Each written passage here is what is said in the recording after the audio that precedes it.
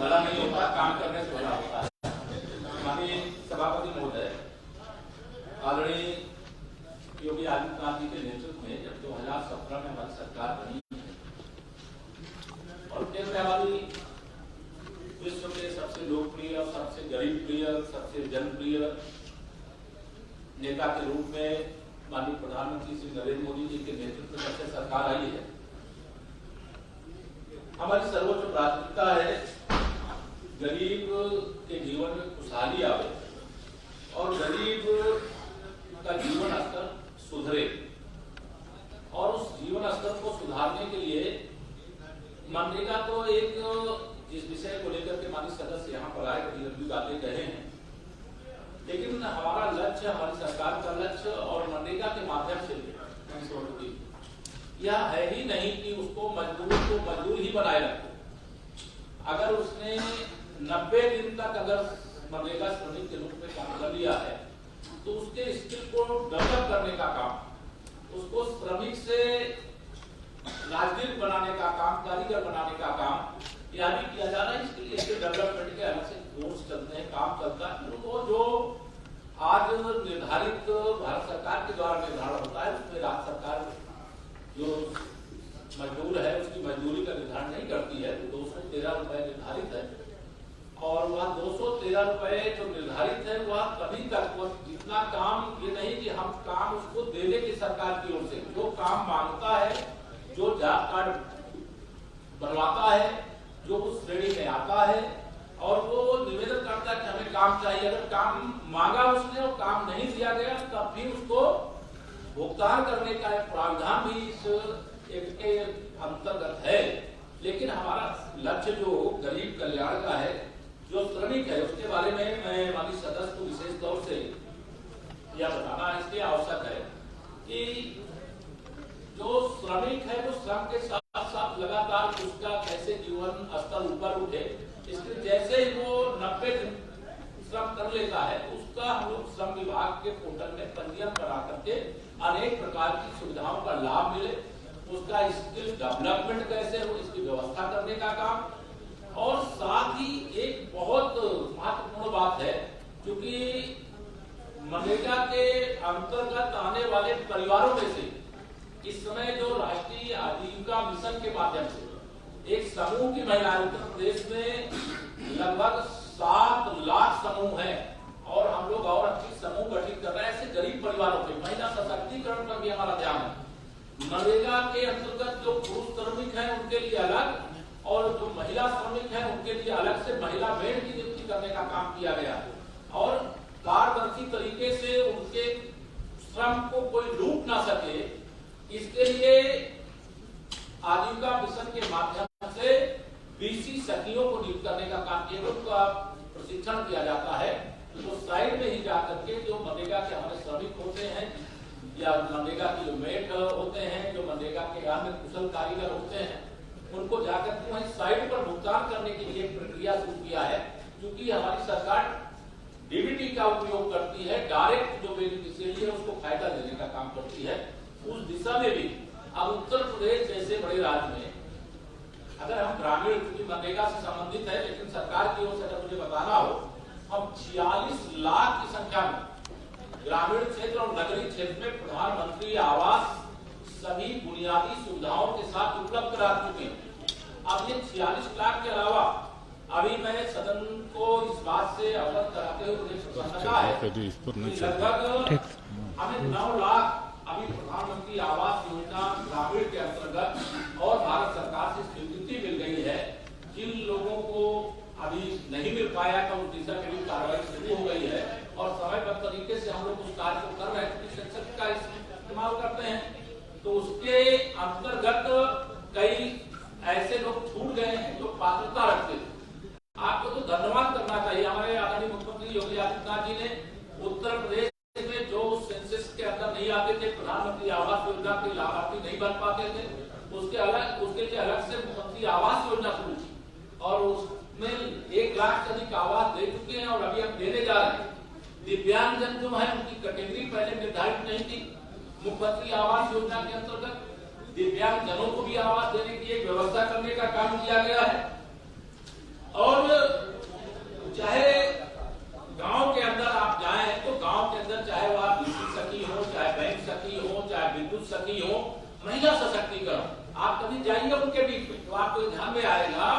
कि double engine सरकार कितने शानदार ढंग से महिला सशक्तिकरण, गरीबों का सशक्तिकरण करने का काम कर रही है और लोगों के जीवन में किस प्रकार से परिवर्तन लाने का काम कर रही है। आप ये मनरेगा का एकमात्र लक्ष्य ये नहीं है कि केवल उनको 100 दिन की मजदूरी दे देना, बल्कि 100 दिन के लिए जो एक्ट में प्रावधान है कि कम से कम 365 दिन में 100 दिन उनको काम देने का एक व्यवस्था करने का काम किया गया है। लेकिन उसके अलावा उनके पास जो 265 दिन शेष बचते हैं, ये नहीं कि उनको घर पे ही बैठे रहना, वो अपने अन्य काम करते हैं, कर सकते हैं। और सरकार की अनेकानेक योजनाएं आज जो जिसके अंदर श्रम करने की शक्ति है उसको आगे बढ़ने का अवसर है और यह अवसर डबल इंजन सरकार के माध्यम से उत्तर प्रदेश के अंदर उपलब्ध है। जहां तक क्योंकि आपने जो मैंने देखा है जो आपने सवाल उठाया है,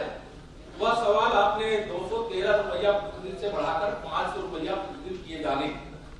की बात कही। लेकिन हमारी सरकार की कोशिश है कि आने वाले जो समय में हमारे प्रदेश के अंदर कोई भी श्रम करने वाला है वो कुशल श्रमिक बन करके तैयार हो, अपने आप ही उसका जो श्रम का मूल्य है वो बढ़ जाता है। ये नहीं है कि केवल उसको श्रम का मूल्य इसी आधार पर 213 रुपए, मजदूरी करने पे जरूर 213 रुपए है, लेकिन जैसे जैसे उसकी स्थिति में सुधार होता है वो अलग से स्किल डेवलपमेंट उसका हो जाता है, तो उस क्षेत्र में वो विशेष तौर से अलग भुगतान पाने का अधिकारी हो जाता है। और इन्हीं के बीच में से आज लाखों लाख की संख्या में जो महिलाओं का एक समूह निकल करके बाहर आया, आप अपने ही जनपद में पता करेंगे तो वहां पर भी ऐसे समूह है जो समूह अनेक प्रकार के सामानों का उत्पादन करते हैं और उत्पादन करने के बाद केवल इटावा या कोई उत्तर प्रदेश के 75 जिले नहीं बल्कि देश के अंदर दूसरे प्रदेशों में भी अपने सामान को अनेक जो प्लेटफॉर्म उपलब्ध हैं उनके माध्यम से विक्रय करने का भी काम करते हैं। तो सरकार गरीबी हटाओ का नारा नहीं देती बल्कि गरीबी के खिलाफ संघर्ष कर रही है, उसका परिणाम देने का काम कर रही है और उसी के कारण आज उत्तर प्रदेश के अंदर इतना बड़ा परिवर्तन है, इतना अच्छा वातावरण है कि सबको लगता है कि उत्तर प्रदेश हमारा आज विकास के पथ पर तीव्र गति से आगे जा रहा है। और जब हमारा प्रदेश विकास करेगा तो प्रदेश का हर निवासी जो जिस रूप में अपने विकास का रास्ता चुन करके रखता है उस क्षेत्र में वो विकास करने का काम करेगा। मैं आपको माननीय सभापति जी आपके माध्यम से मैं माननीय सदस्य को या जरूर कहना चाहता हूं कि सरकार की मंशा गरीब कल्याण की है, गरीबों के जीवन में परिवर्तन की है, गरीबों के जीवन में उत्थान की है और उसी के क्रम में हम लोग लगातार काम किए हैं और आम जन इसको महसूस करता है और उसका प्रमाण यही होता है कि लोकतंत्र में सबसे बड़ा प्रमाण क्या होता है, जनता की अदालत हो और जनता की अदालत में हर 5 वर्ष में चुनावी दृष्टि से जाना पड़ता है। उसमें गरीब अमीर के बीच में भेद किए बगैर आज भारत रत्न बाबा साहब भीमराव अम्बेडकर जी की पुण्यतिथि है और मैं उनको स्मरण करते हुए हमारे संविधान ने हमारे देश के हमारे प्रदेश के हर नागरिक को अपने मत दे करके अपनी सरकार अपने सदस्य चुनने का अधिकार दिया है। उसी के कारण से 2014 का चाहे लोकसभा चुनाव हो,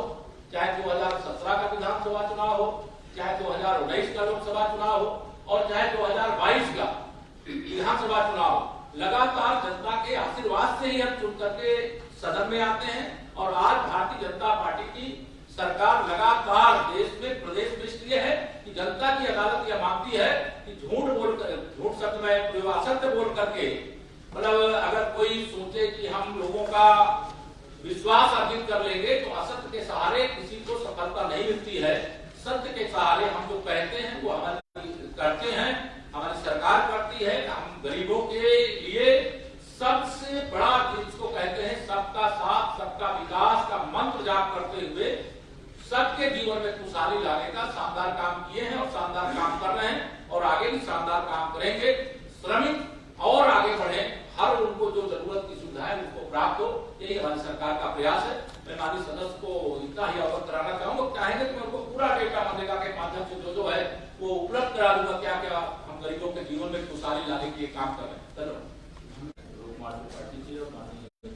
वरिष्ठ समाज आदमी संजय जी और हमारे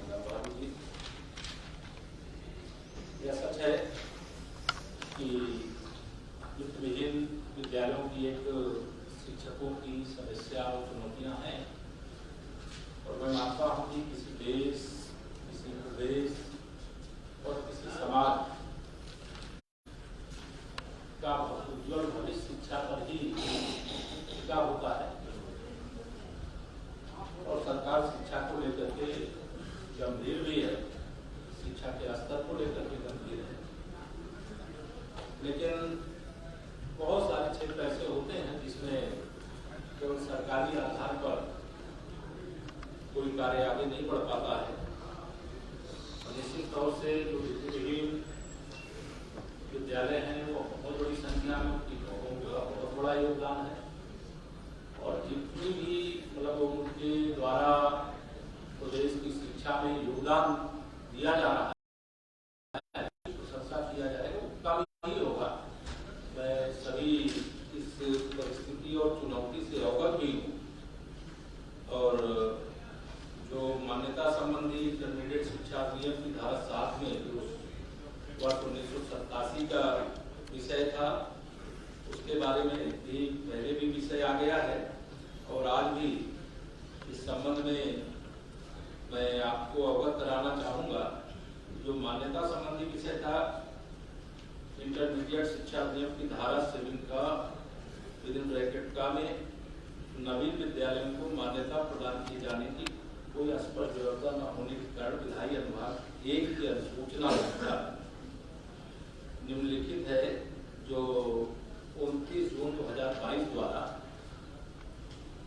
इंटरमीडिएट शिक्षा अधिनियम की धारा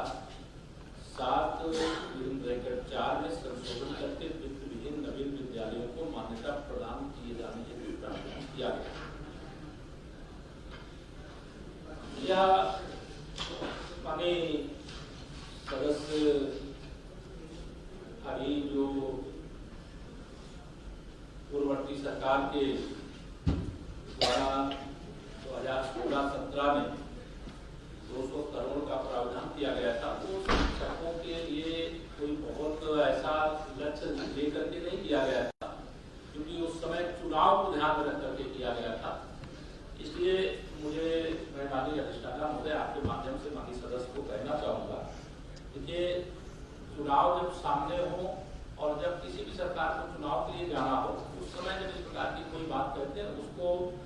मुझे लगता है उल्लेख करने के लिए वो तो 200 करोड़ का प्रावधान हुआ था, मैं पूरा प्रदेश जानता है। क्या सही है, एक चुनौती है, एक समस्या है, इसके लिए कई बार सदन में पहले सुन चुका हूँ, और इस बात को ध्यान में रखते हुए अभी तो मैं सरकार की ओर से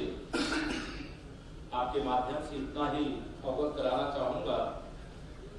कि जो हमारे वित्त विहीन विद्यालयों के शिक्षक हैं, उनको लेकर के शासनादेश संख्या 1766/15/2021 दिनांक 5/9/2021 द्वारा वित्त विहीन जो मान्यता प्राप्त विद्यालयों के शिक्षकों को प्रदत्त वेतन और प्रतियों को भुगतान प्रबंधन द्वारा चेक के माध्यम से या संबंधित शिक्षक के बैंक खाते में सीधे ट्रांसफर किए जाने के निर्देश दिए गए हैं। मैं इस संबंध में व्यक्तिगत तौर से चिंतित हूँ, उचित स्थान पर इसकी चर्चा करेंगे और